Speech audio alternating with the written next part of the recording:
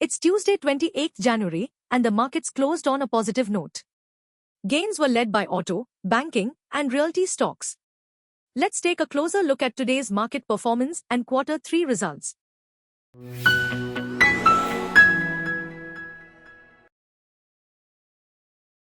The Nifty closed 128 points higher at 22,957, while the Sensex gained 535 points to end at 75,901.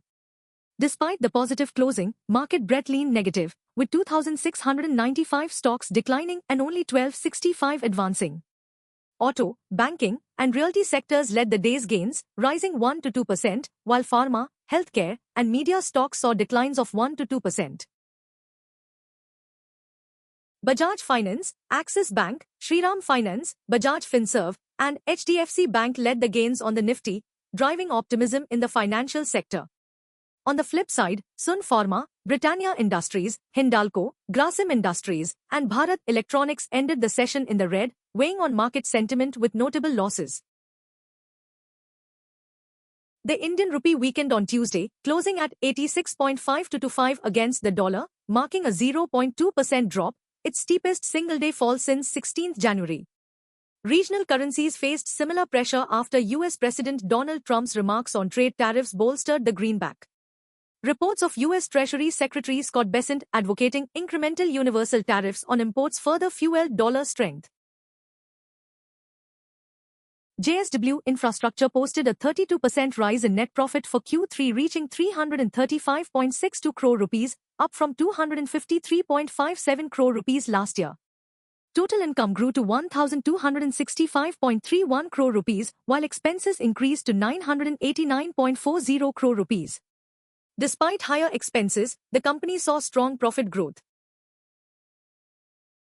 Suzlon Energy posted a strong performance for the December quarter, with a 91% surge in consolidated net profit, reach rupees 388 crore compared to 203 crore rupees a year ago.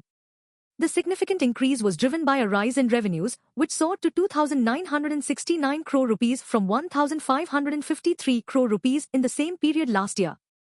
The company also achieved a record in quarterly deliveries, with 447 megawatts installed during October to December 2024. The broader markets struggled today, underperforming the benchmarks. The Nifty Midcap 100 declined 0.51%, while the Small Cap 100 fell sharply by 1.81%. This downturn highlights continued pressure on mid and small cap stocks, raising concerns about market sentiment. European stocks steadied today as the global tech sell-off eased, with US stock futures also indicating a calmer session.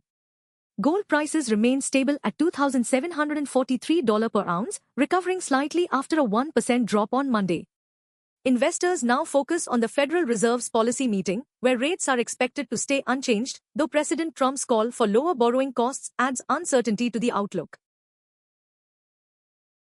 V-Guard Industries reported a 3.4% rise in net profit for Q3, reaching 60.22 crore rupees, compared to 58.24 crore rupees in the same quarter last year.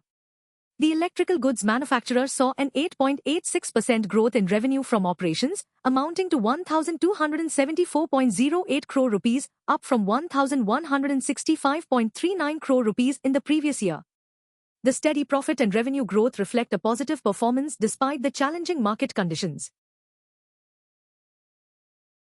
Motilal Oswal Financial Services reported a mixed bag for Q3 with a 14% year-on-year drop in consolidated net profit, coming in at 565 crore rupees compared to 660 crore rupees in the same period last year.